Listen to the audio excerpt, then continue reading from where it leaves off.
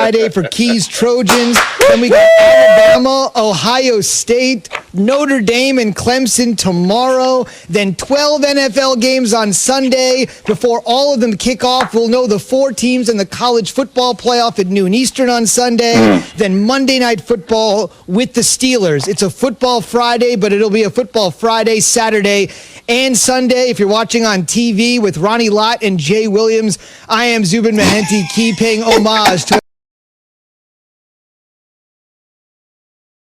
another Trojan legend wearing the old 42. You guys ready for an unbelievable weekend of football? Oh, Let's get it. absolutely. And it kicks off with tonight. SC, Oregon at the Coliseum in Los Angeles, Pac-12 championship. Finally get an opportunity to see what we made of. It's going to be good. It's going to be one. And you're right. Ronnie Lott, as Jay Will says, he wouldn't wear another grown man's jersey. There's certain ones that I'm going to wear, and this is one for sure. Wait, Key. It didn't kick off with the Raiders doing what the Raiders did last night? That didn't kick off the weekend? It did, but the weekend kicks off tonight. That wasn't the weekend, right? You know that. Okay. Come on, man. Okay. You're the one who educated me on these things. I mean, Thursday nights lead to the weekend, though. It's an impetus for the weekend. But we're on the same page. Impetus for the weekend. Yes. There we go. So let's roll into this with the Raiders, but really the story, maybe the other quarterback. When John Gruden moved to Las Vegas, you know who bought the plot of land right next to him? The lot right next to Gruden's house. Derek Carr. You know what he was saying? The symbolism was saying, I'm going to be here with you for a while. Hang on a second. Groin injury out, Mariota in, Herbert on the other side. It's the all-Oregon matchup.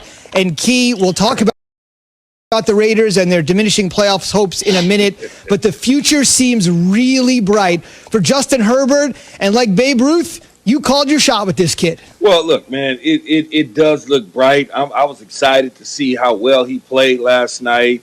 Excited to see Coach Lynn get the overtime victory when so many people question his game management, his clock management. And look, here's what we go back to the beginning of the football season into the spring. Prior to the draft, doing free agency, there was so much build-up about what the Chargers would do moving on from Phillip Rivers. They had Tyrod Taylor sitting there in the wings waiting for Phillip Rivers to depart. They decided not to retain Phillip Rivers. He leaves. Now they're on the clock. What do we do? Should they sign Cam Newton? Oh, well, Cam Newton they should sign, and maybe he's a bridge to a quarterback they draft. Should they go get to it? What all these different things. And quiet was kept. The guy right down the road was Justin Herbert at the University of Oregon. I was fortunate enough to go to the Rose Bowl to see him. I wanted to go see him. You know, I saw him against Arizona State and against Marvin Lewis and Antonio Pierce and Herm Edwards and an NFL defense. And that was the first time that he had to deal with that, and they got after him. He had a poor football game. But then I wanted to see him again up close. I saw him at the USC game, even though I was somewhat non-stable after drinking too much tequila, at the game, tailgating. And so that was kind of foggy. But when I went to the Rose Bowl to see him, I sat there, Zubin, and I'm like, he didn't have a lot of throws. He ran the ball well, but you could see it come off. Whenever he would spin it, you could see it come off his wrist. And then as time went on, you heard the name Joe Burrow. And I'm sitting there and I'm saying, no, I understand what Joe Burrow has done at LSU and breaking records and winning the Heisman. But to me, this is the guy. He's 6'6". He's athletic. He's big. He's a big, tall, long guy. I mean, really athletic. And so I'm watching him run the ball against Wisconsin, and I'm saying, this is the guy. I don't see how others don't see it. And then as he falls in the draft, the Chargers sit quiet and they say nothing. And then all of a sudden, they grab him. He's supposed to sit tight while he learns from Tyrod Taylor. Unfortunate accident happens to Tyrod Taylor with the punctured lung. He's inserted into the lineup against the Kansas City Chiefs. He takes them down to the wire, and Justin Herbert legacy has lived on from there. I mean, there's something to be said, kid, about always staying ready, right? 27 passing TDs that ties Baker Mayfield, that he had that record in 2018. And I don't know, situation has so much to do. We talk about that, key, where you get drafted to, what opportunities are given to you. Obviously, Tyrod Taylor happened, but the kid gets an opportunity. And look, the 3 C's, right? He's always cool, calm, and collective, you feel like. Now, that can usually be a knock on kids from California, right? That they're too cool. But it just seems like got drafted to the right situation, to the Chargers, not like the Rams, not with all these crazy expectations, and gets a chance to settle in. One thing, fellas, I want to mention on the Raiders tip here, Key, and this is really interesting. We sung their praises after they knocked off the Chiefs in Arrowhead. We really sung their praises after they narrowly lost to the Chiefs at home. Now their chances to make the playoffs have diminished to 5%. And Key, think about what has happened to the Raiders here in the last 4 or 5 days. They fire their defensive coordinator, Paul Gunther. Then they have 4 defensive starters missing in last night's game. And oh, by the way, their offensive coordinator wasn't there last night because he's dealing with COVID. That's Greg Olson. So you shake up both of your coordinators in less than a week. You're missing 4 starters on defense, and now your playoff hopes have all but disappeared. Yet another key late season fade for Gruden in go around number 2 with the Raiders.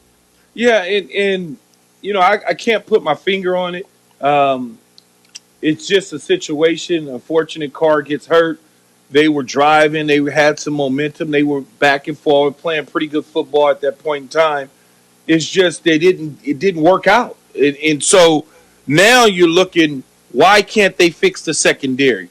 How come the defense is playing the way that it was playing? I know one thing in terms of the rush defense, Rob Marinelli fixed that. The pass defense, they did not fix. They need to get together and figure out how to get that done. And maybe just some of the coaching decisions, in-game decisions, is costing them to the point where they're kind of melting down. Last year, they lose 5 of the last 6 games, and now this year they've lost 4 of the last 5. They're headed in that direction. They should have lost to the New York Jets, and they would be 5 for 5. But it didn't happen that way. So when you start to look at it, you have to wonder what is going on with Coach Gruden. And I go back to his tenure with the Tampa Bay Buccaneers, and I look at that, and I sit there and I say to myself, this is sort of the same way that things went in Tampa. After the Super Bowl victory, collapses were happening in the second half of the season. There was I don't know if it's adjustments. I don't know what it is, but it certainly needs to be fixed. Look, I know we have to go to break in about a minute, but it just felt like the Raiders deserved to lose last night because they weren't playing to win. Like, you play to win. Overtime, you run 2 running plays with Josh Jacobs. Okay, you run a little bit of a play action on the last one. Why not go for it on 4th down? If anything, you pin the Chargers within their own end zone, like on the 5-yard line. I don't understand the reasoning why just to take the points. I know I'm not a head coach, but it just felt like John Gruden was playing it safe there. I know it felt like John Gruden was playing it safe instead of going for the win, going for the throw. All right, Jay, you want to know the rationale? Here's Coach Gruden answering your question. It was 4th and 5. We got a little bit closer.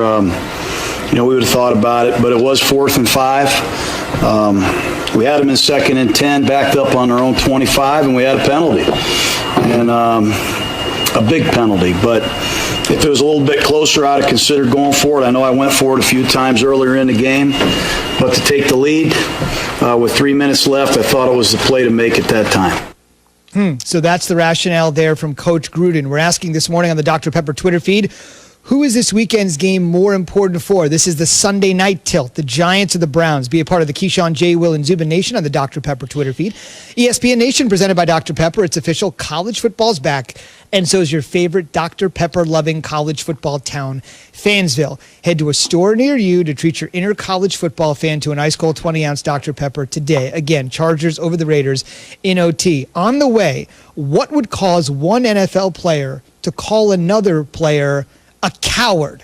Simply put, it's one of the most insulting things one man can do to another. The details on the way after Jay has this. It's time for some